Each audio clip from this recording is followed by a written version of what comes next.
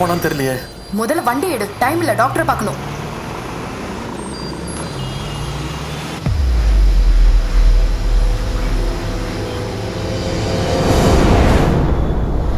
ஏன் தேவையில்லாம டென்ஷன் ஆகுற? தேவையில்லாம நான் என்ன வண்டியில இடிச்சவனும் லிஃப்ட் கொடுத்தனும் ஒரே வண்டியில வராங்க. எப்படி எப்படி நம்மளை ட்ரேஸ் பண்ணுறாங்கன்னு நினைக்கிறேன். ஒருவேளை போலீஸ் இன்ஃபார்மர்ஸாக இருப்பாங்களோ? போலீஸாவே இருக்கட்டும், ஐ டோன்ட் கேர். நான் போட்ட பிளான் போட்டபடி நடக்கும். இன்னைக்கு நைட்டுக்குள்ள பாம்பு உங்க கைக்கு வந்து சேர்ந்துடும். எந்த லொக்கேஷனில் வைக்கணுன்றத காலையில் 8 மணிக்கு மேல் பார்த்து தெரிஞ்சுக்கோங்க. சப்போஸ் மெயிலில் லொக்கேஷன் டிராஃப்ட் இல்லைன்னா எனக்கு ஏதோ நடந்திருக்குன்னு அர்த்தம். அப்படி நடந்திருந்தா என்ன பண்ணணும்னு உங்களுக்கு தெரியும்.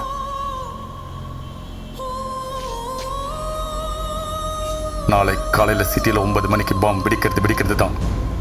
ஒன்று நான் மெயிலில் சொன்ன இடத்துல, இல்லை நான் உங்கள் இடத்துல. பார்க்கலாம் யார் தடுக்கிறாங்கன்னு பார்க்கலாம். Good morning doctor. Good morning boss. என்னை ஒரிஜினல் டாக்டர்னு நம்பிட்டாங்க. எங்க ஆளை காணா பாஸ். ஐயோ புலம்பு விட்டாங்களே. யாரு நியூலி அப்பாயிண்டடா?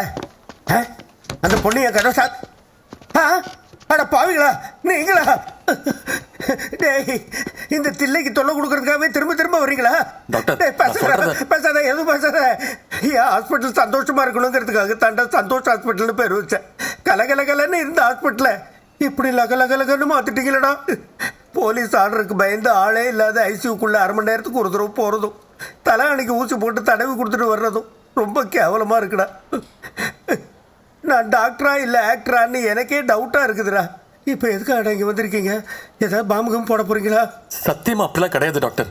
ஒரு டாக்டரோட வேலையை உயிரை காப்பாத்துறது தான். இப்ப எங்க உயிரை காப்பாத்துவீங்க என்ற நம்பிக்கையில உங்க முன்னாடி வந்து நிக்கிறேன் டாக்டர். ப்ளீஸ் டாக்டர், ஒரு 2 நிமிஷம் நான் சொல்றது மட்டும் கேளுங்களேன். இப்ப நான் உங்ககிட்ட சொன்னது எல்லாமே உண்மை. ஆனா அதுக்கான எந்த எவிடன்ஸும் என்கிட்ட கிடையாது. நீங்க காப்பாற்ற போறது என்னையும் என் குடும்பத்தை மட்டும் இல்ல, சிட்டில இருக்கிற ஆயிரக்கணக்கான அப்பாவி உயிர்களை.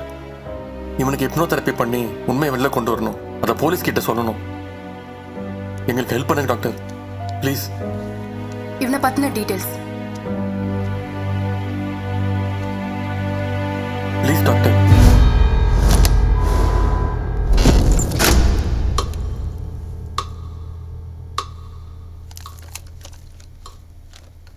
What my boy, feeling comfortable? இந்த செட்டப்பெல்லாம் பார்த்தா எனக்கு ஞாபகம் திரும்புதோ இல்லையோ, நான் திரும்ப மாட்டேன்னு நினைக்கிறேன். உன் பேரு திண்டிவனம், ஊர் குழந்தைவேலு. பேரு குழந்தைவேலு, ஊரு திண்டிவனம். சக்சஸ். நான் தப்பா சொன்னா இவன் கரெக்டாக சொல்கிறான். இவனை கரெக்ட் பண்ணிடலாம். Tindivanam Kuzhandaivelu, see my fingers. எதுக்கு இப்போ மூஞ்சிக்கு முன்னாடி மாவு பிசைகிற?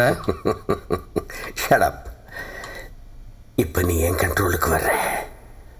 தூங்க போற. தூங்குற. தூங்கிட்ட. Listen to my words. இப்போ நீ 14ஆம் தேதிக்கு போற. நவம்பர் 14ஆம் தேதி. நவம்பர் 14ஆம் தேதி ராத்திரி என்ன ஆச்சு? என்ன பேசல? சோட்டகிட்ட என்ன பேசல? சொல்லு. Come on, speak out. சொல்லு. என்ன யாரும் பிடிக்க முடியாது. நான் தீவிரவாதி, தீவிரவாதி. மறுபடியும் சொல்லு. கேட்டோம் சார். என்ன யாரும் பிடிக்க முடியாது. நான் தீவிரவாதி, தீவிரவாதி.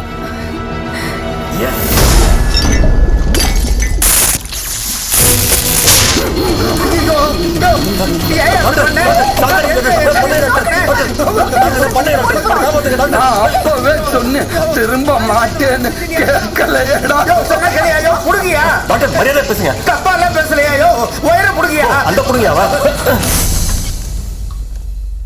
டாக்டர் டாக்டர் இருக்க. நீங்க இருக்கீங்க. அவன்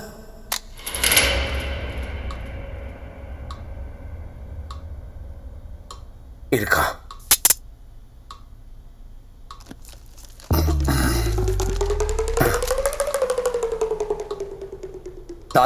தாத்தாவா? டைம் என்ன? ஏ டப்பிங் போகணும். லேட்டா போனா பேட்டா கிடைக்காது.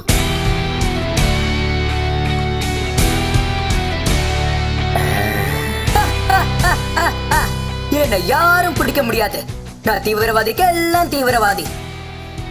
தீய சக்தியை அழிக்கத்தான் நான் வந்திருக்கேன். எனக்கும் என் மக்களுக்கும் எதுவும் நடக்காது, நடக்கவும் விட மாட்டேன்.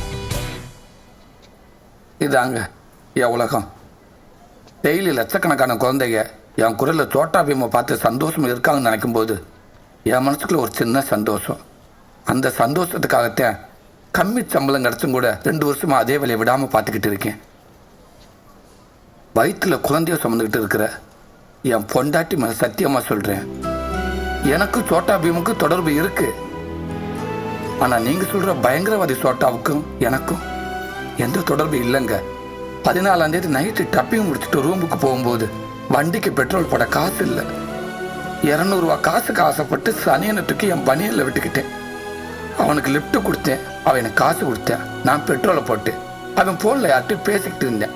மறுபடியும் அவனை வண்டியில் உட்கார வச்சுக்கிட்டு போனேன். போலீஸ் செக் போஸ்ட்டில் திரும்பி பார்க்குறேன், அவனை ஆளை காணாம்.